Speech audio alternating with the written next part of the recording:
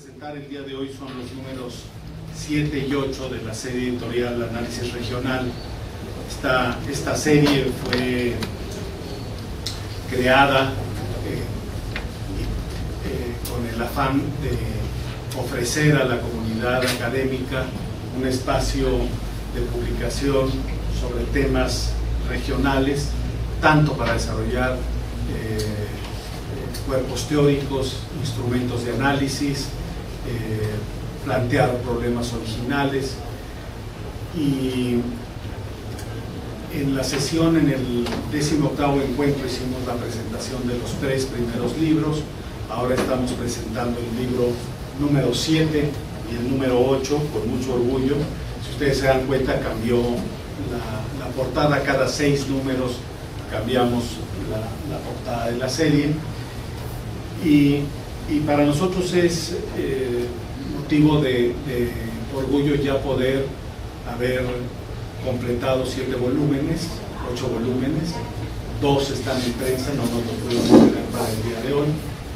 Y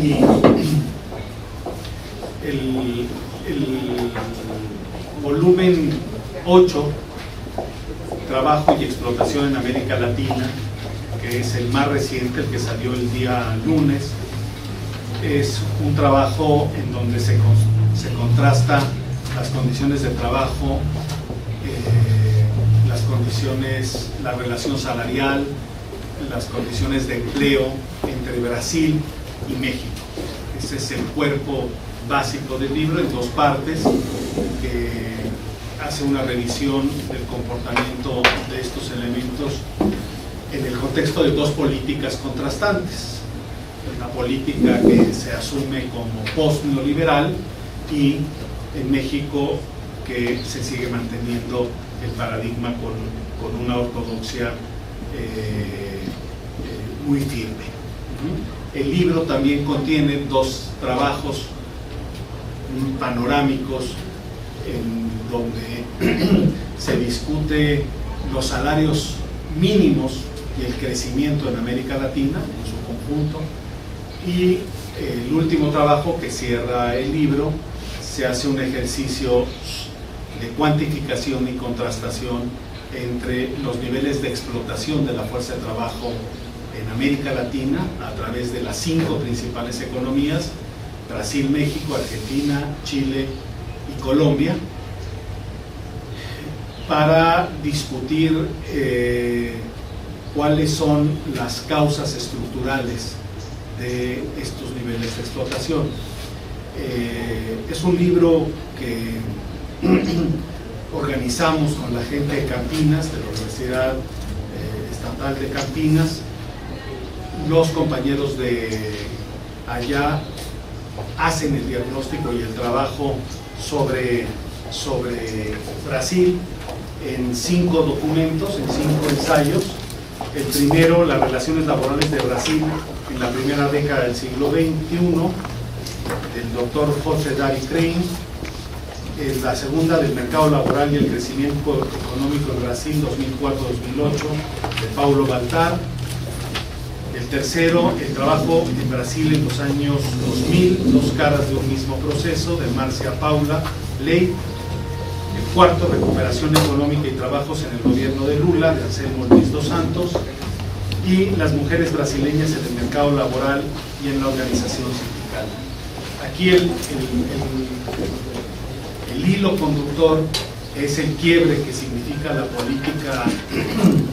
política del PT en términos de la mejoría de las condiciones laborales a partir de ir instrumentando una política desarrollista, pero con un contenido redistributivo. En el caso de México se presentan 2 trabajos, uno de Carlos Salas, que seguramente ustedes lo conocen o han oído hablar, sobre la ocupación en México en el periodo 95-2010, hechos y desafíos, y de nuestra colega Blanca Garza, habilidades y desigualdad salarial en las regiones de México. Son 2 trabajos que ahondan en el análisis del mercado laboral en México. discutiendo estos trabajos junto con los trabajos de Brasil, el contrapunto de la teoría convencional que hoy es dominante en el mundo del trabajo, más bien ligada a la idea del capital humano. Este es un libro que choca, que contrasta y desarrolla cuerpos teóricos, por supuesto, distintos, divergentes de esa teoría del capital humano. En los últimos textos, el texto de salarios mínimos en México y en América Latina, Luis Quintana se refiere a la relación que existe entre los salarios mínimos y el crecimiento económico. No es una relación solo como se trata de establecer de manera nominativa, sino es una relación funcional que impide el crecimiento. El último capítulo de este libro, es el capítulo del libro que nosotros escribimos, es un trabajo, creemos, singular. Hace 15 años publicamos con el doctor Valenzuela un libro que se llamó Explotación y despilfarro. Con este nombre caracterizábamos al capitalismo mexicano y el capitalismo neoliberal, es decir, un capitalismo basado en altos niveles de explotación, pero también muy parasitario, con bajos ritmos de inversión y una situación de estancamiento, de contención. La lógica y el funcionamiento capitalista se sintetizaba ahí en ese binomio de un sistema de alta explotación, pero también de bajos niveles de inversión, por lo tanto una economía de despilfarro que no ayudaba al desarrollo. En esa ocasión hicimos un estimado en varios rubros sobre lo que en la tradición marxista se llama tasa de plusvalía, o es una tasa de explotación, y llegábamos a constatar niveles de explotación extraordinariamente altos de la fuerza de trabajo. Estoy hablando de 1999 con datos del 98. Se hablaba alrededor de una tasa de explotación del 600%, es decir, que en una jornada, en una hora, en 10 minutos, los trabajadores cubren el valor de su fuerza de trabajo y los subsiguientes 50 minutos serían creación del excedente. Ese libro está agotado, fue un libro que recibió muy buena acogida en la comunidad académica, y hace cosa de un año se nos planteó hacer un estudio en particular sobre el caso de la tasa de plusvalía para el conjunto de América Latina. Y los datos fueron sorprendentes. Hicimos para estas 5 economías más importantes, y el estudio no nos permitió por la estadística hacer una serie única para los mismos años, pero sí lo suficientemente consistente para hacer las comparaciones. Como ustedes se podrán imaginar, el país con más altas tasas de explotación en América Latina es México. Ahora llega casi al 800%. Es decir, aproximadamente en 7 minutos los trabajadores mexicanos recuperan el valor de su fuerza de trabajo, y los otros 53 minutos son trabajo excedente. Pero el resto de América Latina, como se dice por estas tierras, no canta mal las rancheras. Hasta Brasil, que ha tenido una política redistributiva de distinto orden, hablamos de tasas de explotación de cerca del 600%. Es decir, el dato estructural que generó las tasas de explotación tan altas en América Latina y en el mundo prevalece. A pesar de las políticas redistributivas, hay condiciones de transformación en el proceso productivo que ya generaron un valor de la fuerza de trabajo muy inferior.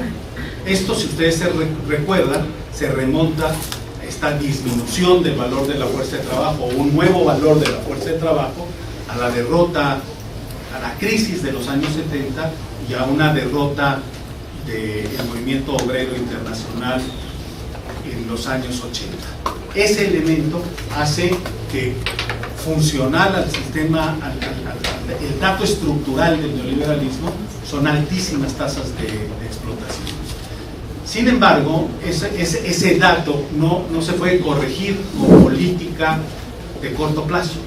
O sea, lo que nosotros constatamos es que las correcciones son mínimas, prevalece una situación de altos niveles de explotación, pero donde también prevalecen bajos ritmos de inversión. O sea, Norman. Qué bueno. Norman, aquí es. Bueno, quisiera yo subrayar este tema. La sociedad, el capitalismo contemporáneo contempla tasas altas de explotación, no es un elemento ajeno. Lo que es curioso de esta época es que no se desdoblen en altos ritmos de inversión. La lógica capitalista significaría altos niveles de excedente y un crecimiento muy dinámico a partir de la utilización productiva de ese excedente en inversión y en una expansión del patrimonio productivo. Eso no es el dato del capitalismo contemporáneo. Las altas tasas de explotación en América Latina, pero también en el mundo, se combinan con crecimientos muy lentos del producto. Entonces, una de las conclusiones interesantes del trabajo que me parece importante mencionarles a ustedes es que lo que gana el capitalista por el lado de la oferta lo pierde por el lado de la demanda. Es decir, ya la demanda se ha vuelto tan restrictiva. ¿Por qué? Porque el valor de la fuerza de trabajo es una norma distributiva tan fuerte que alinea el resto de los elementos y está atrás de lo que se llama la pauperización del trabajo, el trabajo indigno, las condiciones de informalidad. Todo eso se sintetiza o de parte de ese elemento, y entonces tenemos una situación de altos excedentes y bajos ritmos de inversión, porque una inversión creciente aumentaría una oferta que no se puede realizar, y con los patrones distributivos pues solo los sectores muy altos tendrían capacidad de consumo. Entonces, en ese esquema explicamos en el texto cómo este elemento es funcional a la lógica neoliberal, al capitalismo dominado por el capital especulativo, donde las grandes corporaciones transnacionales y el capital especulativo, esos excedentes los refuncionalizan con las figuras de especulación para contener la oferta, hacer una capitalización del excedente, pero sin impactar oferta, que significaría una disminución de la demanda. Esto es un elemento que corrobora lo que surgió, uno de los elementos más dramáticos que se dejaron ver con la crisis que estalla en 2007-2008, y es que para que el capitalismo bajo la égida del capital financiero funcione, tiene que ser un capitalismo aletargado, ¿no?, de altas tasas de explotación, pero con bajos ritmos de crecimiento, porque es lo que conviene a la valorización de un capital ficticio, un capital especulativo. Eso es lo que discutimos en el texto, con cálculos que creemos que resultan bastante interesantes y que se ligan a lo que los otros colegas plantean para Brasil y para México. Brasil y México, efectivamente, las condiciones laborales y las condiciones salariales han marcado de manera distinta. El impacto de la política del PT y la continuación del dogma neoliberal pues llevan a situaciones salariales distintas. Sin embargo, el elemento estructural básico sigue estando presente. ¿Cuál es ese elemento? Pues una derrota de la clase obrera, que incluso en Brasil los grupos o los sectores más avanzados o de vanguardia han tendido a ser contenidos por el mismo Partido del Trabajo. Todo esto lleva a un análisis crítico desde otra perspectiva de las condiciones distributivas, de las condiciones laborales, del empleo y del salario, que no solo ve la parte de su manifestación en la el deterioro de las condiciones de venta de la fuerza de trabajo, sino en la condición misma de la relación salarial. Eso nos parece que es el centro de interés de este libro, la contrastación entre dos experiencias, pero también subrayar el sustrato estructural que hay y que evita un crecimiento rápido de nuestras economías. Es decir, no es posible que por el lado de la demanda crezcan nuestras economías con mercados internos impactados por una distribución de ingreso tan regresiva. Lo hemos dicho en nuestras mesas, si el salario del 80% de los mexicanos está alrededor de 8,000 pesos, ese es el tamaño de nuestro mercado interno. Es un mercado interno que no ofrece una salida. Entonces, cuando se dice pasemos a crecer por la vía del mercado interno, necesitas un cambio redistributivo en el cual no se puede hacer en el corto plazo. Cuando se habla incluso de aumentar salarios, y esto hablo de las condiciones difíciles, estructurales que están limitando, si nosotros aumentáramos el salario de golpe, sin cuidar otras variables, la canasta salarial tiene un componente importado altísimo, ¿no? Una parte de la pauperización es esos productos baratos, casi chatarra, que hoy incluyen la dieta obrera, ¿no? Entonces, tú incrementas salarios, pero también puedes aumentar tu déficit externo o dinamizar la economía de otros países, particularmente de China o del sureste asiático, ¿no? Entonces, ese es el tema que se discute. Me parece que resulta muy sugerente el trabajo de los colegas brasileños, el caso de México, y esta visión de conjunto donde el análisis regional se hace ya para América Latina y haciendo una contrastación agregada de las 5 economías en cuestión. Esto es lo que trata este libro. El libro 7 de nuestra serie editorial fue una coedición con Ecuador, de la cual nos va a hacer favor de hablar Manuel Lecumberri, y dejamos al doctor Azuad para que descanse 2 minutos más.